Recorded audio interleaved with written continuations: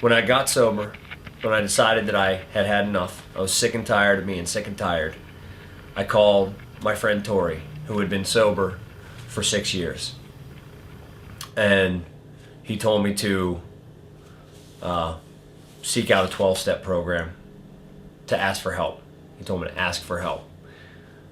I'd never asked for much help in anything in my life. I believe people see asking for help as weakness or whatever they think. I know I thought it was probably weakness. But I decided when I was going to get sober that, especially because of my wife Sarah, I wasn't going to say, hey, I'm done with this, and then just go back out. I wasn't going to put her through that. That was probably the main reason why I said, I'm going to do this one time, and that's it. We're done.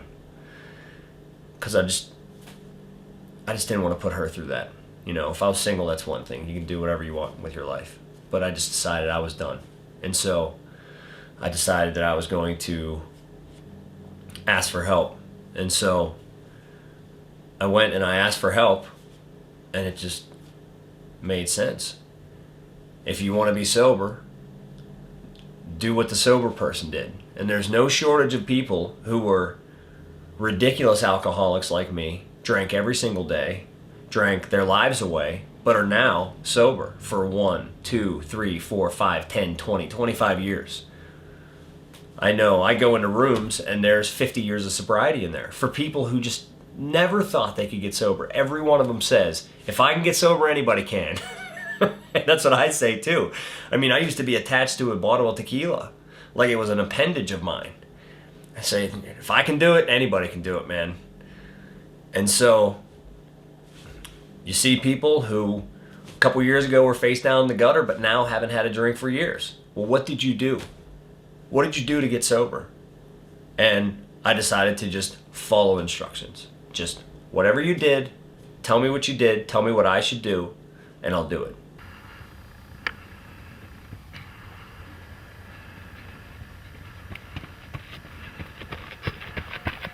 My name's Lance Wolf, and I live in Fort Collins, Colorado. I'm an alcoholic and a drug addict, and I'm a recovered alcoholic and drug addict. 11 years sober now. I'm in a recovery 12-step program, and Paul came in about 2 years ago, a little over 2 years ago, and knew he had an issue with alcohol and decided to get with it and do what was required to take some steps to recover from his alcoholism. And it's been a good friendship ever since. Paul's motivation was that of, let's do this 110%. And I think that's kind of Paul's personality. If you really want something, he just puts his whole effort into it, mind, body, and soul, and that's what he did with the program. And you know, it was amazing to watch because a lot of people are afraid and don't really want to get to the root of the problem, and he took off running and hasn't looked back since.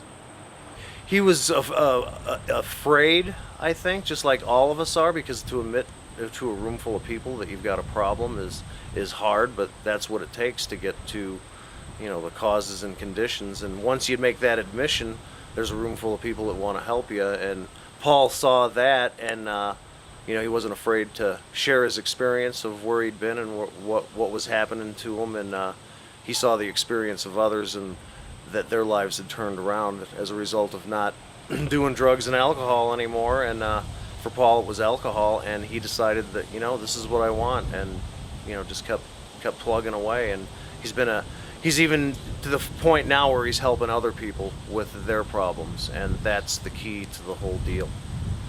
They're a golden rarity that somebody has that much enthusiasm for the program and getting into the steps, and just amazing how he grasped right onto it, understood what the problem was, and basically attacked it with a vengeance. It's old wisdom in other areas of life as well. You know, there's an old book, I think it's called The Richest Man in the World, and it talks about, you know, a guy and his friend the bricklayer were going to invest their money into this thing and they're going to get rich.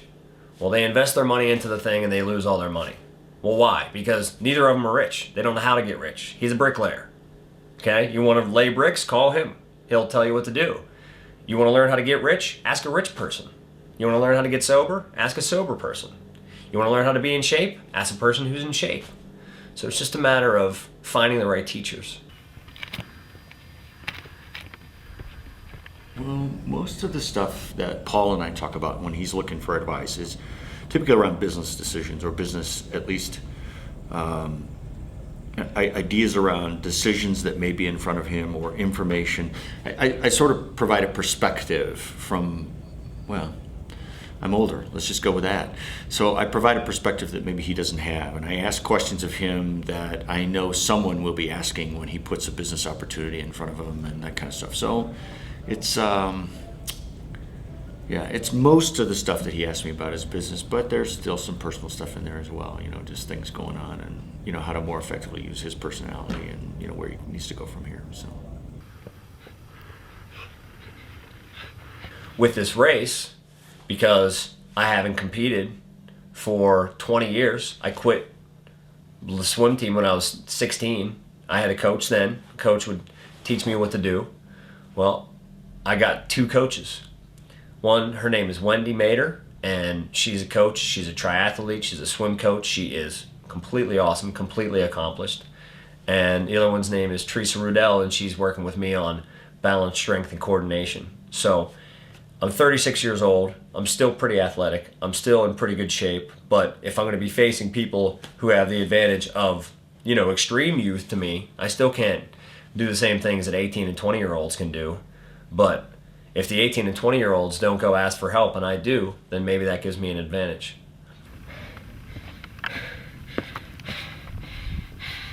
The way we went about the program was I subscribed into a Training Peaks training log.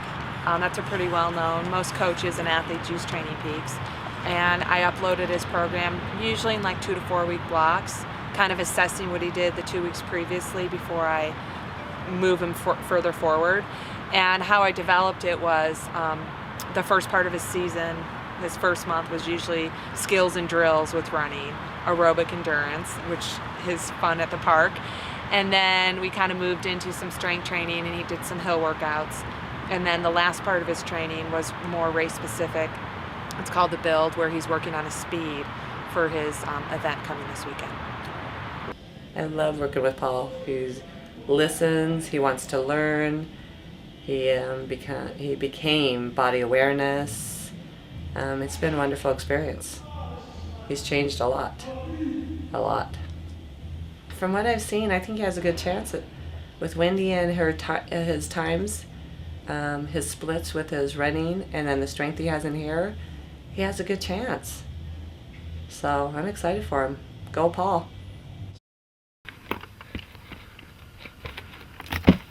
When Paul came into the office, obviously what he wanted to do was take care of his body while he was training, so that when the race comes, he's at peak performance. He had a ton of inflammation and rotation down in his pelvis. It was leading to a lot of narrowing of the discs in his low back. So what we did is we actually went in there. We've utilized chiropractic to mobilize the joints and get inflammation out. We've used massage to work on all the spasms, muscles in and around the low back. And then we're actually using spinal decompression down to those discs also. And decompression itself has a really, really good way of actually opening that disc up, getting the mobility back, even better than just chiropractic massage or physical therapy alone.